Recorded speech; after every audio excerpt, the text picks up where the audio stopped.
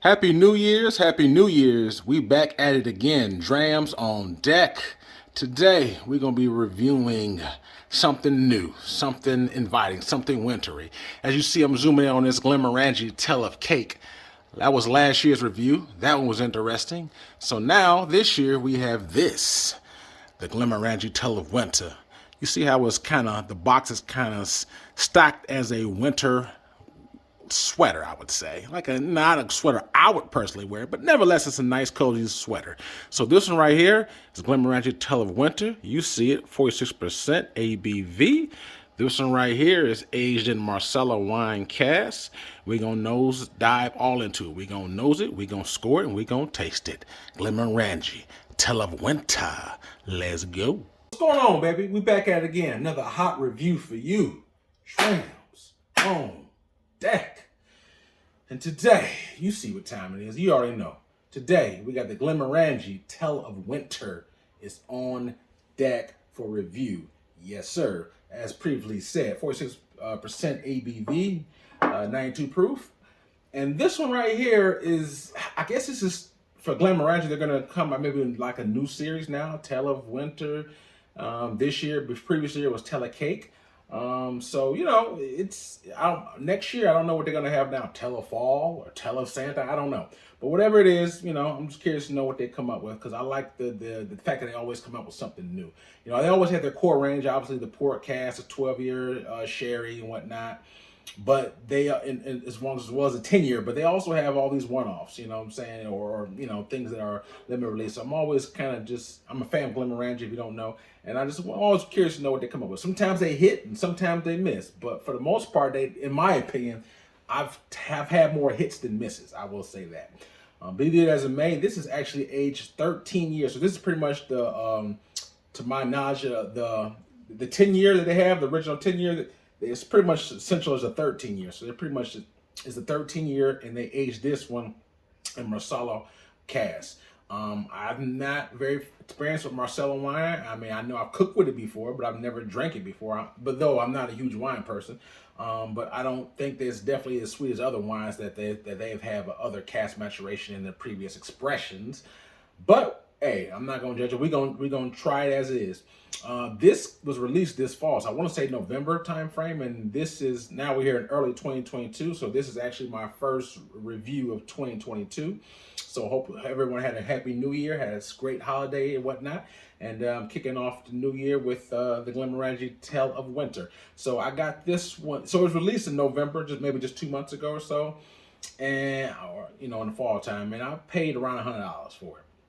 I'm in the Des Moines area, so obviously this may be. I looked online. I saw this as well as up to 130 before it. I looked online some of the stores. I used to live in California out there, so I mean the price range may sway, but this is probably going to range anywhere from $100 to up. I know 130, maybe 140. Who knows? But anyway, we're going as always. We're gonna nose it. We're gonna taste it, and we're gonna score it.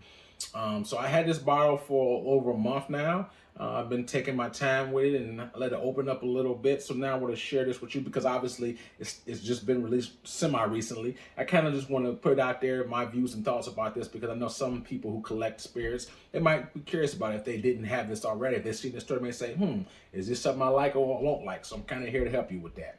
So as previously, I actually have the Tale of Cake, which was the previous year. In this box, you see how it's very festive, it's very gaudy. You can't miss this box. I think that's what they went with this one. I mean, this box here is pretty nice in its own self. So here's a 360 of the Tale of Winter. This was the Tale of Cake.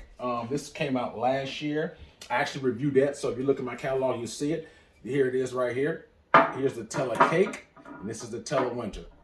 So just giving you just a play-by-play because some people. Maybe like, wait a minute, there was a tale. So there's two tales, Tale of Cake and Tale of Winter. This one right here is aged in different casks. This is a little bit, I can say dessert wine sweet. So Marsala wine is not as sweet as this is.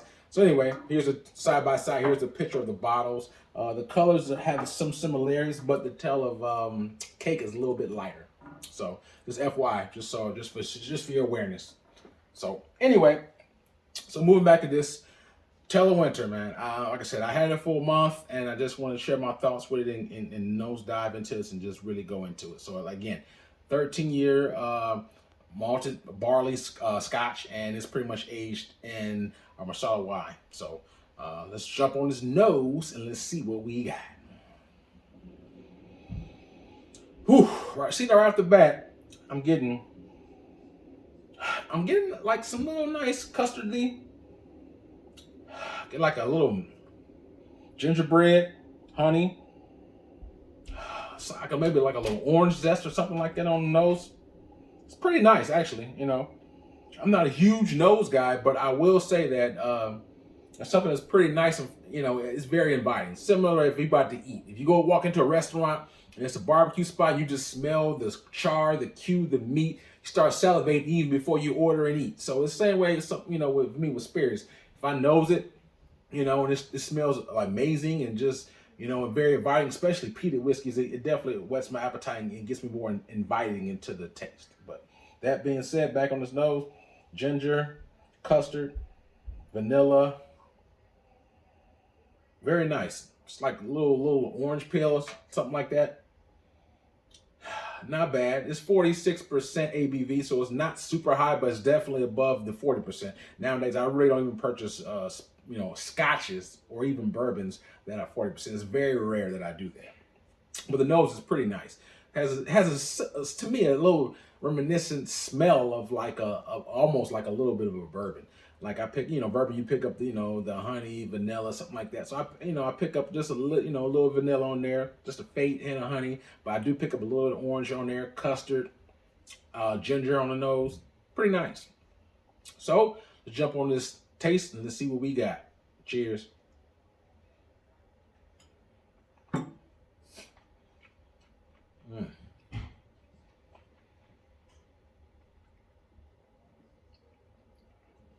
Okay. Not bad.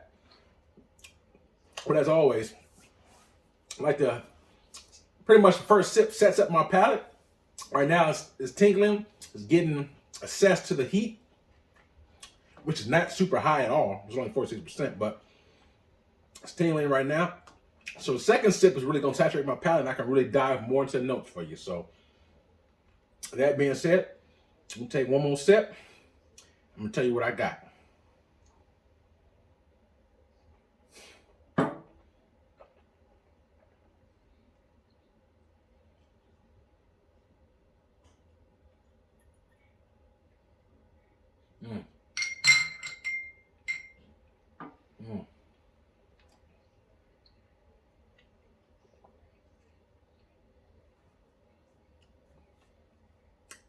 It's a little different. It's not bad. I do pick up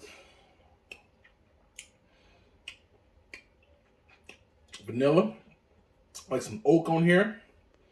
Get a little bit like a dough taste on me, like a little bit of a dough, a little toffee. And it tastes, you know, slightly citrus, but not high. So, you know, all in all, it's okay. It's not bad. It's not like as sweet as, you know, as the Tella cake, in my opinion, but it still does have some sweetness to it. It's not bad though. It is $100, as I said before. So some of the characteristics that I'm picking up is good. Like I said, you know, you pick up, you know, a little bit of vanilla, a little bit of honey. Like I said, a little that doughy consistency, just a little bit of ginger, a little bit of citrus, and that's pretty much what I pick up on there. It's not bad, but for $100, I would expect, you know, I would say it's a one-off. It's so maybe like a novelty, so maybe it's a collector's item, and because they do put a lot of marketing and packaging, so I think that probably is built into the price as well. But if you ask my opinion of just the spirit itself, it's good, but I wouldn't say it's terrific or great or you must pick up. I wouldn't go there.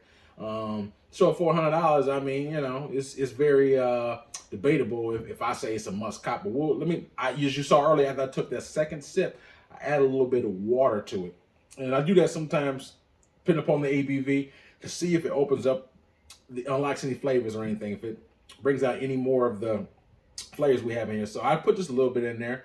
So I'm going to take another sip with the water and see if that happens to change or alter the taste anyway. So let's go. This one was with water.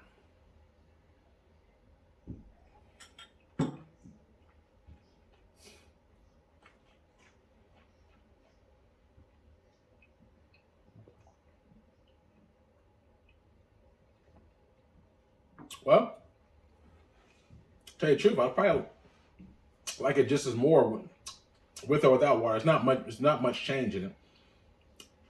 Like I say, it's very. The sweetness is there, but it's kind of on the low side. You know, if the sweetness meter was 1 to 10, 10 being the sweetest, what I pick up, at least on my palate, like the sweetness is probably at a 4 or so. So there is a little bit of sweetness, but it's not heavy. Is what I'm saying. Is what I'm getting at. More of the flavors is kind of there. You know, a little vanilla, a little sweet oak. Just maybe just a little bit of citrus, a taste, but you know, very faint though. It's kind of basic in my opinion. You know, I think that the Marsala wine, again, I'm not an experienced Marsala wine drinker, so I can't even begin to dive into how much what the taste of natural Marsala wine, because I've never really tasted it just by itself. I've cooked with it, obviously. I went to culinary school years ago, so even, you know, I've tried through my travels. I think we've all had some chicken Marsala before, with the mushrooms and whatnot. But you know, it's different. Like I said, if you're a person who really into Marsala wine, maybe you might gravitate towards this even more so. But for me, I think it's, you know, it's a decent scotch.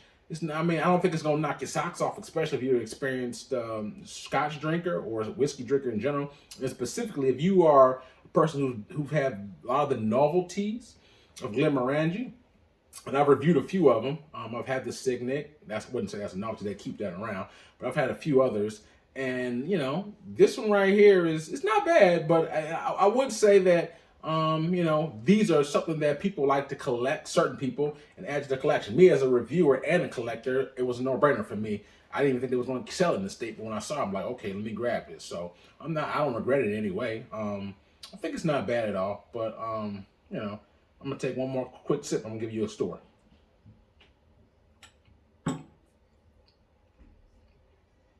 Yeah, I mean, it's not bad, but $400, I'm going to get you the score. So I scored this 1 to 10, 10 being the best for me. Drams on deck. Me personally, I'm going to just talk about this taste right now. Just taste alone. I mean, I give this a 6.75, so just under a 7. So 6.75, which is on my scale, it's decent. It's above average, so it's not bad. It's not bad. The only knock I got against it is slightly just the price point. If this was not like a novelty or one-off, I think if this was priced around, you know, similar to what the normal core ranges is, like the 12, the 10, the port cask. This was like a $45 scotch. You know, I think that'd be more the appropriate price. But because it's a novelty, and you see that it definitely has a nice package to it. I think this director said, you know, what he had in mind when he made this limited edition release was that sitting by the fireside, wintertime, you cozying up with the fire, you see the snow coming outside. This is a warm, cozy drink to snuggle up to. Hence why you probably had a sweater. You snuggle up, sweater. This is a drink to have in mind. You know, and again, I who am I to say what everyone's taste bud says? But for me, it's not bad. I mean, but like I said, I give it a 6.75 on the taste. So 6.75 out of a 10, which is it's good, but it's, you know, it's not great. Would I buy this again? Me personally, no. I think I got one bottle and I'm good with it. In my personal opinion, I like the Tale of Cake better than the Tale of Winter. So, you know, I'm not going to go dive into what I gave the Tale of Cake, because it was a year ago. So I probably haven't tried it. I haven't probably tasted this Tale of Cake probably at least a good 7-8 months, easy, if not longer. So, but I know that I did like the Tale of Cake more than I did the Tale of Winter. And that's no knock. This is still pretty good. But if you ask my opinion, if you're in the store and you happen to see both of them on the shelf, which you probably won't do, but you probably catch both of them online. But anyway, I think the Tale of Cake was a little bit better. Tale of Winter is still a good product. Don't get me wrong. Like I said, at 6.75, that's not bad out of a 10. And overall, I would knock it down another half point just on the price point. because I think there's a lot of the other drams I like way more for $100. So all around out the door, I factor in the taste, availability, and the price point. I give it a 6.25, so 6.25 all around out the door. So, like I said, I think it's a decent. Like I said, it's a 13-year-old single malt barley Scotch. This is aged in Marsala. Marsala's not the sweetest wine to begin with. So, and I tend to lean towards a sweet profile than the non-sweet, but I still like other spirits that's not super sweet. So I think it's okay, but it did knock my socks off. Like I said, you get a little vanilla honey, a little ginger, just kind of, semi-entry level, in my opinion, taste profile. I mean, the longevity is not super long. It's about medium light, I would say, on the finish. It doesn't wow you per se, so it's not bad. I definitely think that this definitely still could be a very nice, enjoyable wine. I just don't think there's not any depth or sophistication. I don't think that the balance of flavors is going to knock your socks off. That's what I mean by that. $400, if anything, congratulations. I like the presentation. I like the packing, the color, and the presentation. So that's good. But all around, out the door, taste, price point, everything, 6.25 for the Tale of Winter for Drams on Deck. Hope you got that. Hope you liked the review. Hopefully you got some out of it, because if you're in the store, you're on the aisle, and you probably, wherever you may live at, I'm sure you're probably going to see the Tale of Winter. I don't think you're going to see Tale of Cake anymore. I think those are pretty much all gone. That was last year. You may can find a Tale of Cake online, but I mean, if you do see Tale of Cake, you won't see too many of them. Tale of Winter's out now. So if you're in the store and you see on the shelf and you're thinking about should I not, hopefully this review can give you some insight or something, if this is something that you want to dig into or not. You may like it more than me. Always, regardless of what I tell you, always try it for yourself. That's what I say. So this is not something these are novelties. So you're not going to see these at a store or at a restaurant, I should say. At a restaurant is what I'm referring to. So if you go to like a high-end steakhouse or something like that, you're not going to see the Tale of Cake or the Tale of Winter, neither one of them there. This is something that you probably only going to get, and I don't think they come in measures at all. So you either have to try it from a bottle or you won't try it at all, more than likely. So be it as it may, that's my take on the Tale of Winter. Glenmorangie Signet. First review of 2022 is in the books. Hopefully everybody had a blessed and joyous holiday season.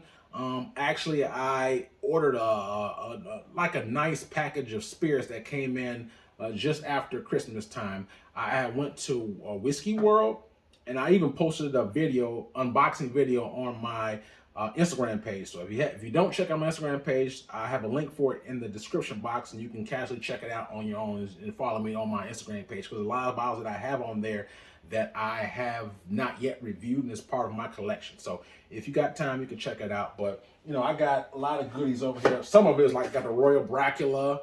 I've never had it. This is the new improved version. This is the 46% one. So I have that. I got a Lefroy PX cask. This is a liter. This is one of those ones you would used to see at the travel, at the duty frees. So it was available, the PX cask. This one is bottled at 48%. And it's pretty much triple matured aged in PX.